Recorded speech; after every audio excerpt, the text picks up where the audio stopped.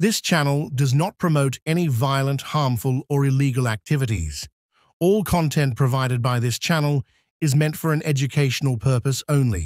3 তারিখে হয়েছিল যে ফাইনাল রায় বেরিয়েছিল, সেখানে পরিষ্কারভাবে বলা ছিল যারা টেন্টেড তারা স্কুলে যেতে পারবে না, তারা নতুনভাবে চাকরি পরীক্ষায় বসতে পারবে না, এরকম ডাইরেকশন দিয়েছিল। এবং সেটা আবার কিন্তু আসলো টেন্টেড, যারা টেন্টেড এবং গতকাল একটা ছিল র্যাঙ্ক জাম্পের ব্যাপারটা ছিল এবং আজকে ওএমআর ইস্যু এসছে, সেখান থেকে পরিষ্কার বোঝা যাচ্ছে যে টেন্টেড যেটা সিবিআই যে লিস্ট দিয়েছে, যেটা সার্টিফাইড লিস্ট, এবং সেই লিস্টটা ধরেই কিন্তু সুপ্রিম কোর্ট এগোচ্ছে। এবং এই প্রসঙ্গে বলে রাখি, পরীক্ষার বিষয়টা কিন্তু আমরা আগে আমাদের স্ট্যান্ড জানিয়েছি, এখনো আপনাদের মাধ্যমে জানাচ্ছি।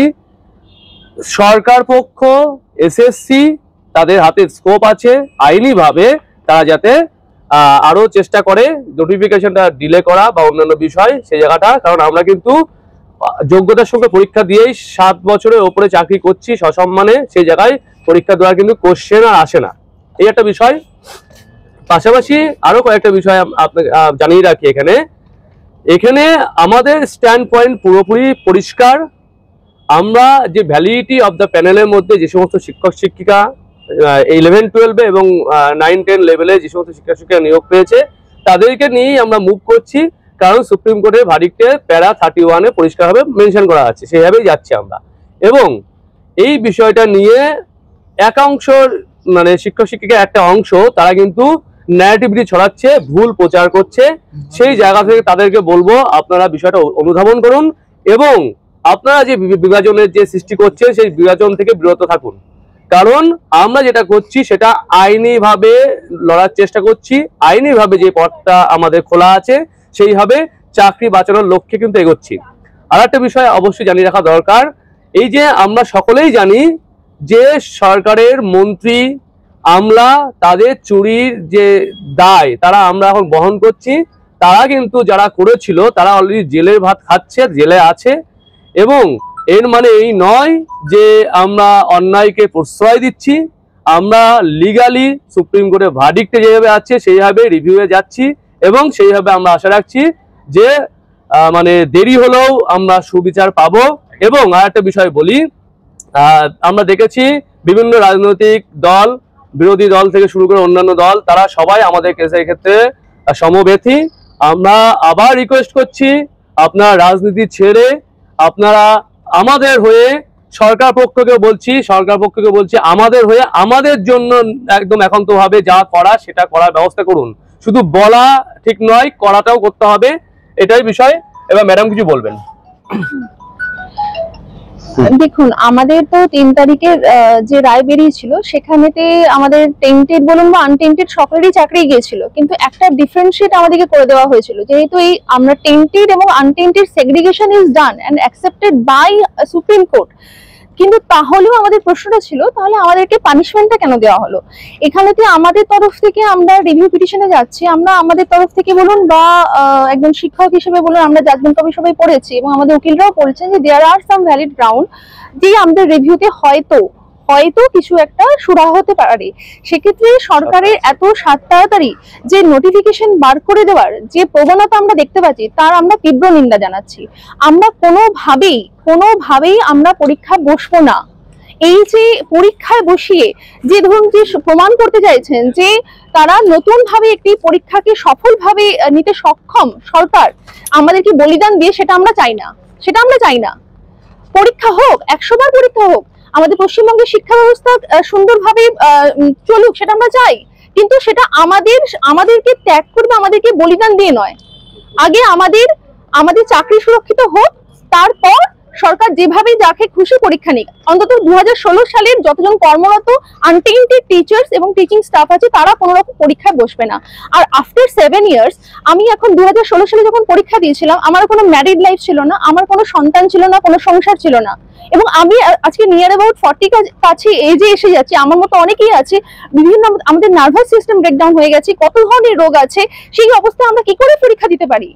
এই পরীক্ষা দেওয়া যেটা সুপ্রিম কোর্টের ভার্ডিক্ট, এটাও একটা অনাচার, এটা একটা অবিচার আমাদের প্রতি। এর এগেইনস্টও আমরা কিন্তু প্রতিবাদ জানাচ্ছি। আচ্ছা, এই যে বিষয়টা যেটা বলছেন একদম বাস্তবিক ব্যাপার। এখানে আমরা যেই সময় পরীক্ষা দিয়েছি সেই সময় আমাদের যে স্ট্যামিনা, আমাদের যে পড়াশুনোর যে ধরন যেটা ছিল, এবং সেই জায়গায় এসে এতদিন পরে আমাদের অনেকটা বার্ডেন বেড়ে গেছে এবং অনেকের লোন আছে, অনেকের শারীরিক অসুস্থতা আছে। আর আমরা দেখছিলাম কোন একজন ম্যাডামের ব্রেন স্ট্রোক হয়েছে, তারা কি করে পরীক্ষা দেবে? এবং সকলেই কিন্তু এই যে এক বছর চললো, এই যে আমাদের লড়াই চলছে দীর্ঘ 1 বছরে, তারা কিন্তু অনেকটা সবার ভেঙে গেছে মানসিকভাবে। যাদের রোগ ছিল না, রোগ চলে এসছে। এবং যারা এখন, আমরা কিন্তু কারোর সঙ্গে বিভেদ করছি না, কেউ ভুল বুঝবেন না, যারা এখন এসএসসি পরীক্ষা দেওয়ার উপযুক্ত মানে আমাদের ছাড়া, তারা অবশ্যই পরীক্ষায় বসুন, পরীক্ষা হোক, আমরা চাই, কিন্তু সেটা নতুন ভাবে বিজ্ঞপ্তি হোক এবং সেটা আমাদেরকে বাদ দিয়ে 2016 সালকে বাদ দিয়ে অবশ্যই পরীক্ষাটা হোক। এবং আমরাও চাই শিক্ষাঙ্গন পুরো শিক্ষক শিক্ষিকা শিক্ষাকর্মী ছাড়া কাজ চালানো মুশকিল, আমরা স্কুল থেকে বুঝতে পারি। আমাদেরকে সবই কাজ করতে হয়, ক্লার্কের কাজ থেকে শুরু করে বিভিন্ন কাজ আমাদের করতে হয় এবং গ্রুপ বি সব বিষয়ে কাজ করতে হয়। সেই জায়গা থেকে দাঁড়িয়ে, কারণ আমাদের এখানে স্টাফ কম, সেখানে অবশ্যই নিয়োগ দরকার, কিন্তু এর মানে এই নয় যে আমরা আবার পরীক্ষায় বসবো। এবং এখানে কিন্তু সিবিআই পরিষ্কারভাবে বলে দিয়েছে, সুপ্রিম কোর্ট নিজেই বুঝে, সেটা কিন্তু আজকে আবার এমএ ফাইল যেটা ছিল সেটা ক্যান্সেল করার পরে আরো ক্লিয়ার হয়ে গেল। এবং আরেকটা বিষয় আপনাদের জানিয়ে রাখি, এই যে বিষয়টা আছে সেটা কিন্তু গতকালকেই একটা কলকাতা হাইকোর্টে বিচারপতি বলেছেন এই বিষয়ে, উনিও বুঝতে পারছেন এই ব্যাপারটা ঠিক হয়নি।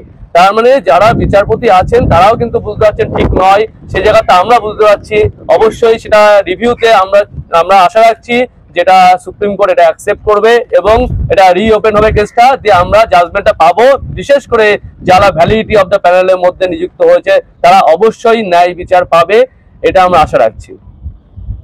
চাই সুপ্রিম কোর্টের প্রতি আমাদের এখনো আস্থা আছে, আমরা যাতে ডেট অফ ভ্যালিডিটির মধ্যে যারা যোগ্য শিক্ষক শিক্ষিকা যারা কোনো, আমরা কিন্তু খুব আশাহত আবারও, কারণ সরকারের তরফ থেকে কোনো রকম কিন্তু রিপ্লাই আমরা পাইনি।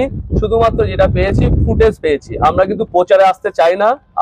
অনেক দিন থেকে আমরা কাজ করছি, প্রচারে আসতে চাই না।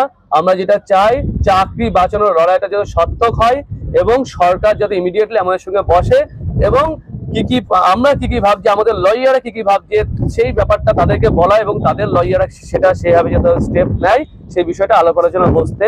কিন্তু এখনো পর্যন্ত কিন্তু সেই পজিটিভ রিপ্লাই কিন্তু আমরা এখনো পাইনি। বিষয়টা দেখুন, আন্দোলন যে ব্যাপারটা সেটা আমরা এখন, আমাদের যে সংগঠনটা খুব ছোট সংগঠন, এখানে যারা অ্যাক্টিভলি কাজ করছে সেটাও খুব কম, এবং আমাদের যে রিভিউ ফাইলিং এর যে কাজটা চলছে সেটা অনেক বড় কাজ। সেই জায়গায় আমরা কিন্তু সব সময় আন্দোলনে অ্যাক্টিভ থাকতে পারছি না। সেই জায়গায় আমরা লিগাল অ্যাসপেক্টে, আমরা কিন্তু প্রথমে যখন আমরা সংগঠন আলাদাভাবে করেছিলাম, West Bengal untainted teacher association form করেছিলাম, তখন কিন্তু বলেছিলাম আমরা লিগালি মুভ করব এবং লিগালি থাকবো।